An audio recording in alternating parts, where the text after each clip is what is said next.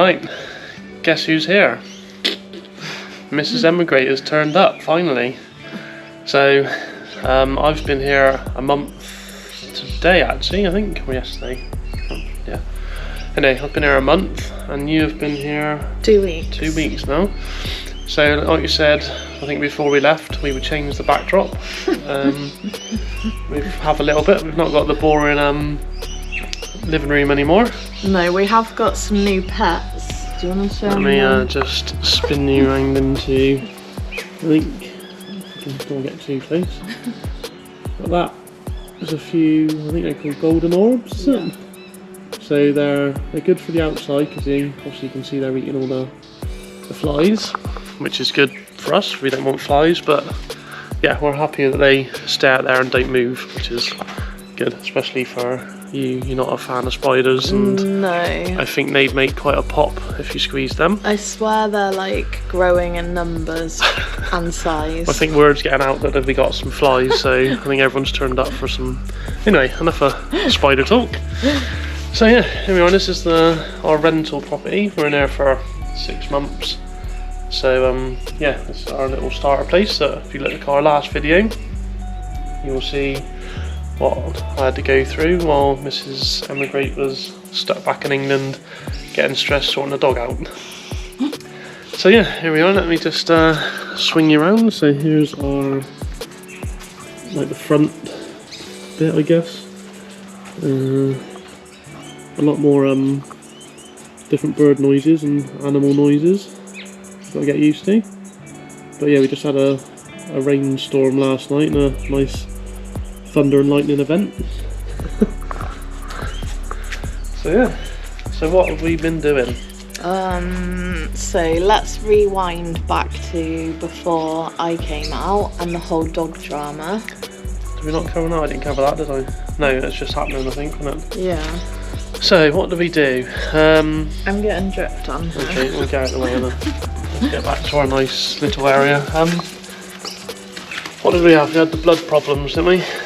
The leishmania. So between the vet and the lab, they lost the Blood sample. So that was a mad, drastic rush of taking the dog to the vet, getting her tested again, and then paying a courier to drive the sample up to the lab. Like, how many days before she was meant to fly? Probably like 2 days, wasn't it? I think 2 or 3 days, if that. Yeah, with no guarantee that they would test it in time or anything, and also the fact that it could have come back as like a false positive or positive. But yeah, thank heavens they tested it in time. It was fine, it was negative, and she was able to be collected. And She was collected the night before again, wasn't she? Because they had to do, because we'd used all our OV vets that our courier, our pet travel agent took her up, didn't they, and did it all there, like the export certificate. Yeah, so they did the health certificate, kept her overnight, and then took her to Heathrow the day after. Yeah. So I can't even believe that she did that massive like journey. Yeah. She must have been so scared. I can't imagine what it was like for her. It must have been quite horrible. Obviously, being taken by a person she's never met in a van or a car or whatever. Yeah. She's not really good at travelling anyway because she hates travelling, so she's been stuck in a crate all the way up to Heathrow, then she had to get on a... She went to Doha, didn't she? Yeah, first stop was Doha. That was seven hours to Doha. We did get an email and a photograph when she arrived at Doha to say that she was fine. But yeah, she looked proper sad. Like, they sent you like a little postcard of like, oh look, I'm here in Doha, and she like looked a little bit sad, but yeah. That was the first leg. Then she had her big long flight. It was about 13 and a bit, maybe 14 hours straight into Brisbane, straight into Melbourne. Yeah, and then the quarantine people did notify us or Lady Hay, I can't remember which, that she'd arrived and that she was settling in well.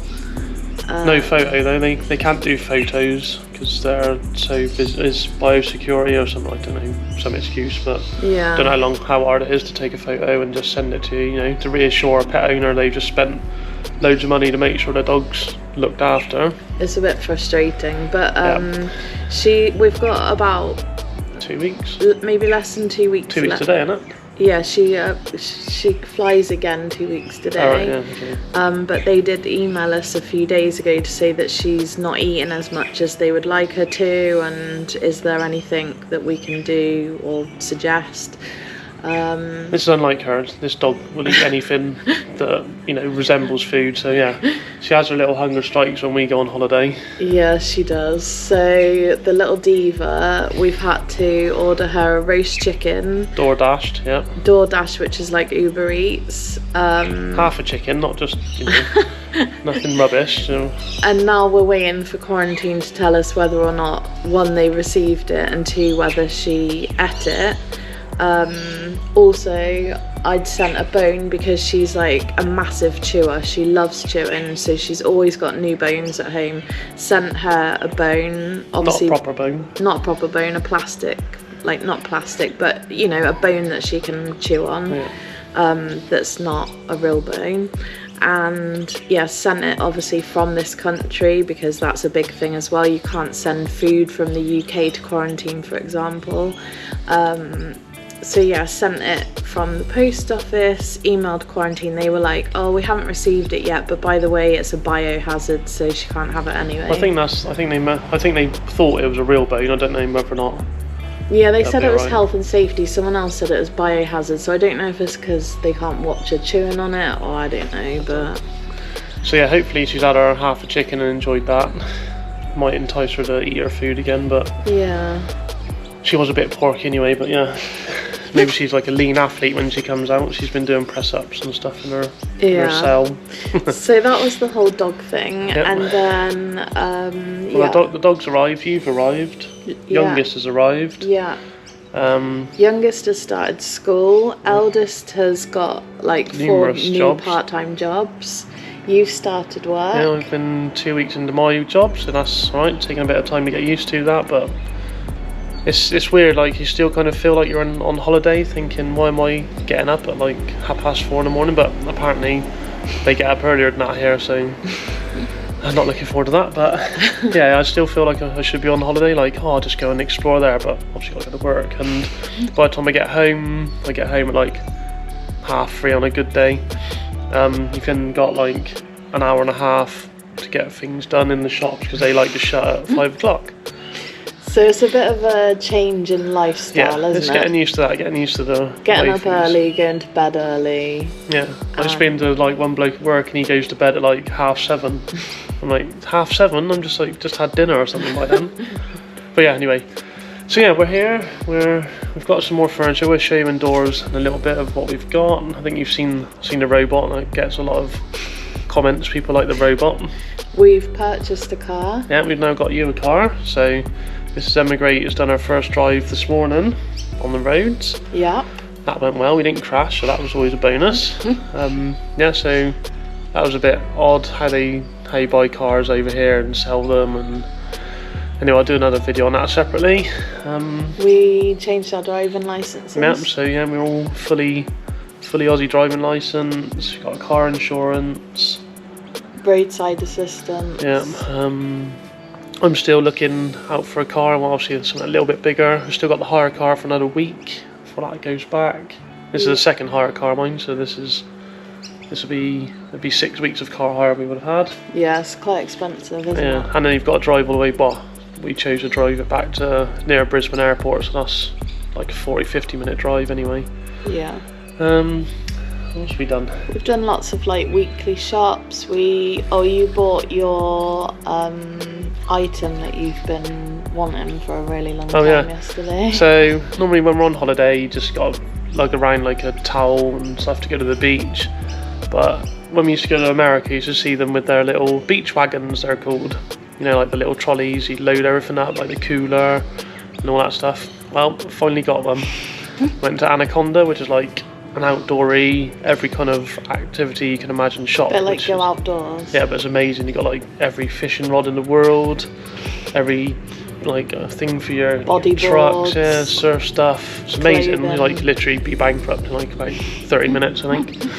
So anyway, finally got the beach wagon, which is handy for putting.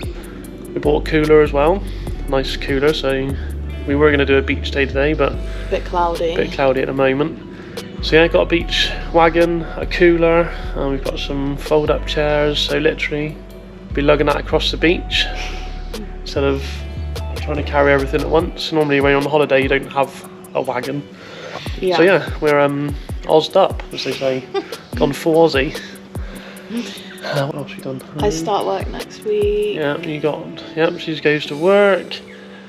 It's kind of it, really. We're still just going exploring the area, really. I can now kind of drive most of the place with no sat nav, which is handy. We got tax file numbers. Yeah, that was a drama. For some reason, my tax file number, I did mine 2 days after I arrived in the country.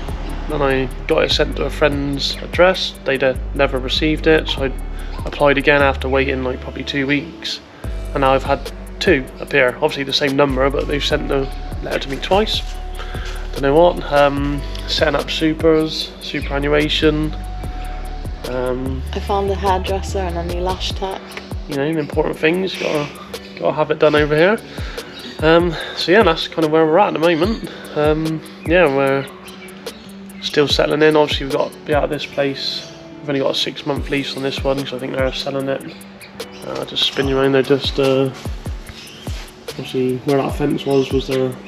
The garden was past that, so they built a house into there. So they want to sell both. So yeah, that's why we've only got 6 months. So we're looking for somewhere to live. Probably in a couple months' time, 2 months' time, maybe start looking again. Maybe like in the new year. Don't know what are we in, November? Yeah, I guess it's November already. And that's getting weird as well. It's like we've had Halloween. Halloween's not, I wouldn't say it's massive over here. It's not like America where every street's got everything. I don't think it's even as big as UK here.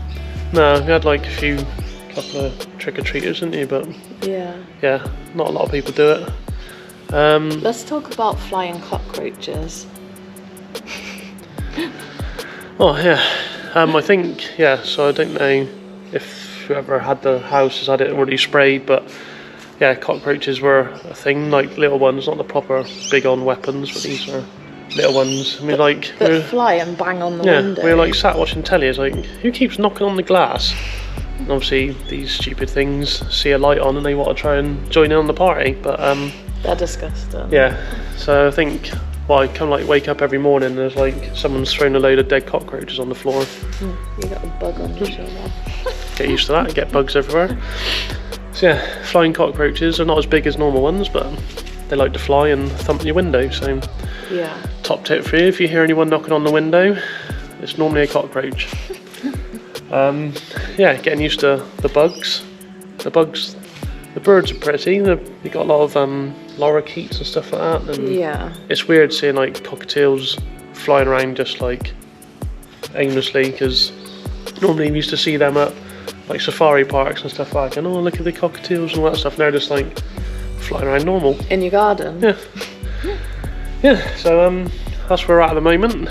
We'll probably stick some pictures up of what we've done in the meantime, because it's just been like a whirlwind since you got here, and you've just got over jet lag now, haven't you, I think? Yeah, definitely. That took like maybe 6-7 days. Yeah, hit little one hard, and like literally you wouldn't see her. You'd see her for like about 10 minutes of the day, and she's like in bed, then awake at like 2 in the morning. We were having to take afternoon naps, so you'd get home from work and everyone in the house would be asleep. Yeah, everyone's in bed. At like 3 o'clock. Okay, fair enough.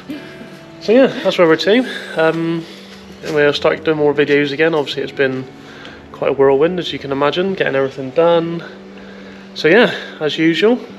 I forgot. You've got to do your line. What's the line? Like and subscribe, and yeah, let us know if you've got any questions, and yeah, look forward to seeing you in the next video. See you in the next one.